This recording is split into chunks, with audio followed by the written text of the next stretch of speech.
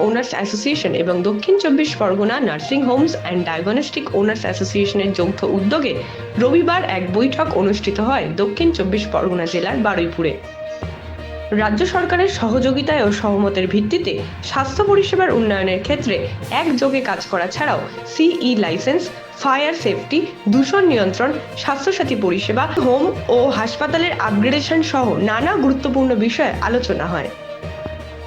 উল্লেখ করা যেতে পারে, রাজ্যের স্বাস্থ্য পরিষেবার উন্নয়নে রাজ্যের সব বেসরকারি হাসপাতাল ও নার্সিংহোম কর্তৃপক্ষের সমন্বয়ে একযোগে কাজ করার বিষয়ে রাজ্য সরকারের পক্ষ থেকে প্রাথমিক সম্মতি পেয়েছে private nursing Holmes and hospitals owners association.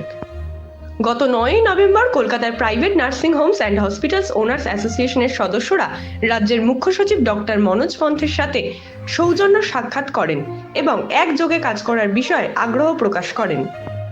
সেখানে প্রাথমিক সম্মতি পাওয়া যায়। এর আগে গত 7 নভেম্বর কলকাতার বিধাননগরে পূর্বাঞ্চল সংস্কৃতি মঞ্চে private nursing Holmes and hospitals owners অ্যাসোসিয়েশনের প্রায় 500 জনেরও বেশি সদস্যদের উপস্থিতিতে এক সম্মেলন অনুষ্ঠিত হয়।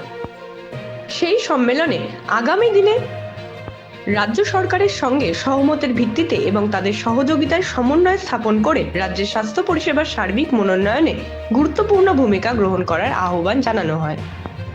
রবিবার দক্ষিণ চব্বিশ পরগনা জেলায় private nursing Holmes and hospitals owners association এবং দক্ষিণ চব্বিশ Pargana nursing Holmes and diagnostic owners অ্যাসোসিয়েশনের যৌথ মঞ্চ থেকে স্বাস্থ্য পরিষেবার সার্বিক মনোন্নয়নে একযোগে কাজ করার বার্তা দেওয়া হয়।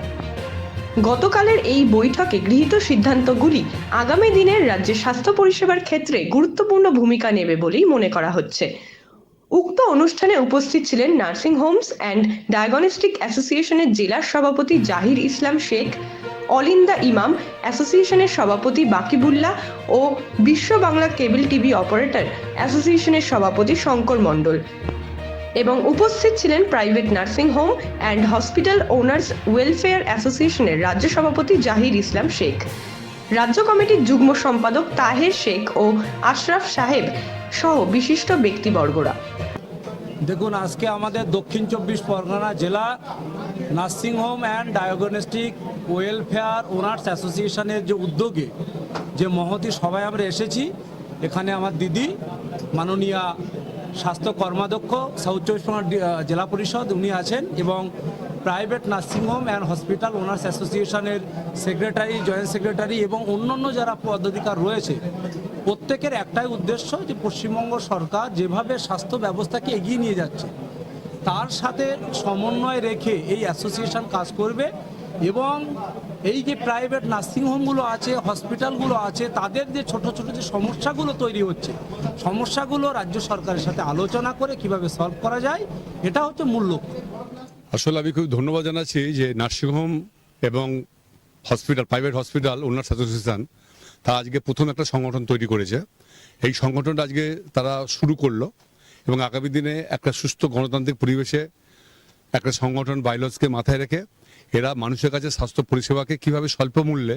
এবং সরকারি যে স্বাস্থ্য পরিকাঠামো এবং স্বাস্থ্য প্রকল্পগুলো আছে সেগুলোর মাধ্যম দিয়ে কীভাবে মানুষকে তার সুযোগ সুবিধা দেওয়া যায় সেটা নিয়ে ওরা আলোচনা করছে। এখানে অনেক বিশিষ্ট ব্যক্তিত্বরা, অনেক বড় ডাক্তারবাবুরা, অনেক নার্সিংহোমের মালিক এবং প্রাইভেট যারা ডায়াগনস্টিক সেন্টার, প্রাইভেট হসপিটাল, তাদের সঙ্গে আলোচনা হচ্ছে, একটা সিদ্ধান্ত বেরোচ্ছে এবং এরা সরকারি যে প্রকল্পগুলো আছে, বিশেষ করে মুখ্যমন্ত্রী বা স্বাস্থ্যমন্ত্রী মমতা বন্দ্যোপাধ্যায়ের স্বাস্থ্যকে মানুষের কাছে পৌঁছে দেওয়ার যে ব্রত, এই ব্রতকে বাস্তবায়িত করার জন্য সরকারি হসপিটালটাই সব তো নয়, কিছু প্রাইভেট মানুষেরও প্রয়োজন আছে। সেই প্রাইভেট যে ইনফ্রাস্ট্রাকচার এদের আছে তার মধ্যে দিয়ে কিভাবে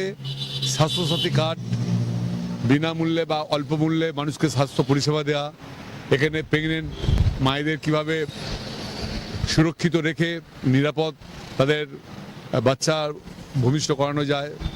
সেগুলোকে নিয়ে এখানে আলোচনা হচ্ছে। এবং এখানে স্বাস্থ্য কর্মাধ্যক্ষ শ্রীমতী শিখা রায় এসছেন, উনিও তার বক্তব্যের মধ্যে বলেছেন যে যদি কোনো সমস্যা থাকে, যদি কোনো কোথাও অসুবিধা থাকে,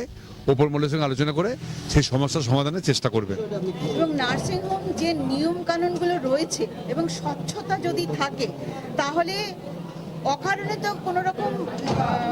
ওনার বিরুদ্ধে অভিযোগ থাকবে না। যদিও এসে থাকে অকারণে, তাহলে কিন্তু আমরা দেখব যাতে সেগুলো না হয়, সেটা যাতে সমস্যাটার সমাধান হয়ে যায় সেই বিষয়ে আমরা লক্ষ্য রাখবো, কিন্তু নিয়ম কানুন মেনে এবং স্বচ্ছতার সঙ্গে, এটাই কিন্তু আমাদের বার্তা। আজকের যে রাজ্যব্যাপী private nursing home and hospital owners অ্যাসোসিয়েশনের যে মূল উপদেষ্টা পদে আমরা নিযুক্ত হয়েছি, তার জন্য অসংখ্য ধন্যবাদ মাননীয় মুখ্যমন্ত্রীকে। আজকের দিনে দাঁড়িয়ে ওদেরকে পাশে থেকে স্বাস্থ্য ব্যবস্থাকে উন্নত করা এবং মানুষের পরিষেবা দেওয়াই হচ্ছে মূল লক্ষ্য, সেটাকেই আমরা উপদেশ করব এই সংগঠনে। গত 7 নভেম্বর কলকাতা সল্টলেকে আমরা একটা প্রোগ্রাম করি, সেখানে 500 জন অন্তত উপস্থিত ছিলেন। সেখানে আমরা সোসাইটি ফর্মেশন করি, আমাদের একটা কমিটি গঠন হয় এবং আজকের যে সভাটা, সেই সভাটা এই কারণে যে আমরা এই যে পুরনো 12 বছরের যে সংগঠনটা ছিল, এনাদেরকে কিন্তু বিগত সংগঠন আহ্বান করেছেন, কিন্তু ওনারা জাননি এই একটা কারণে, ট্রাস্টির জন্য, 3 জনের ট্রাস্টির জন্য। এই আমাদের সোসাইটি এবং আমাদের কার্যকলাপ থেকে ওনারা আগ্রহ প্রকাশ করেছেন যে আমরা জেলায় একটা সভা রাখছি, সেই সভায়